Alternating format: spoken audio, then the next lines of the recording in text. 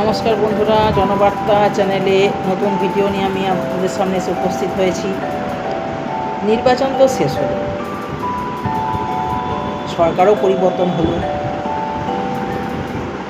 কিন্তু আমাদের সাধারণ মানুষদের সমস্যার কি আশু পরিবর্তন হবে? এটা আমি আগামী ভাবি সরকারের কাছে এই প্রশ্নটা রেখে দিলাম। প্রথমত দেখুন বন্ধুরা, যেটা আমাদের সব থেকে দুর্মূল্য সেটা হচ্ছে বাজার।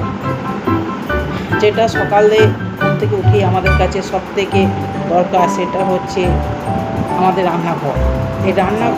এই রান্নাঘরের ব্যাপারটা মানে গ্যাস থেকে আরম্ভ করে নিত্য প্রয়োজনীয় চাল, ডাল, তেল, নুন, যেটা আপামর বাঙালির একটা আপামর বাঙালি তথা পশ্চিমবাংলার মানুষের কাছে একটা সবথেকে মানে দুর্মূল্যের জিনিস আমাদের পকেট।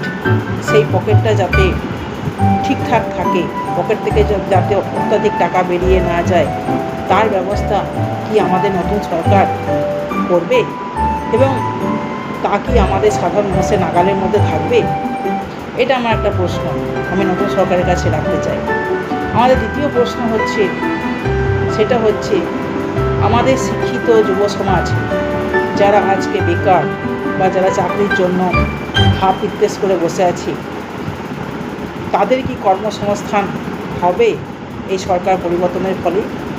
তাদের মেধা কি আমাদের রাজ্যের মধ্যেই থাকবে, নাকি আবারও সেই মেধা অন্য রাজ্যে অন্য দেশে চলে যাবে?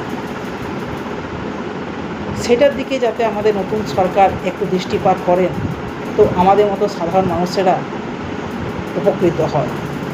আমার 3 নম্বর পয়েন্ট হচ্ছে নিরাপত্তা। দেখুন, আমরা সাধারণ মানুষ একটু নিরাপদে বাঁচতে চাই। আমরা চাই যে একটা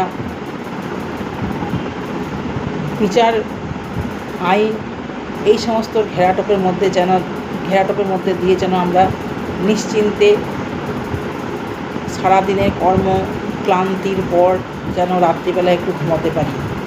সেই নিশ্চয়তা কি আমাদের নতুন ভাবি সরকার আমাদেরকে দিতে পারবে ঠিকঠাকভাবে? তো এটা আমার একটা প্রশ্ন। যে বিচারহীনতার বা আইনের অপশাসনের সংস্কৃতি আমাদের রাজ্যে শুরু হয়েছিল, তার কি অবসান এবার সত্যি সত্যি ঘটবে? এই কিছু প্রশ্ন আমি নতুন সরকারের কাছে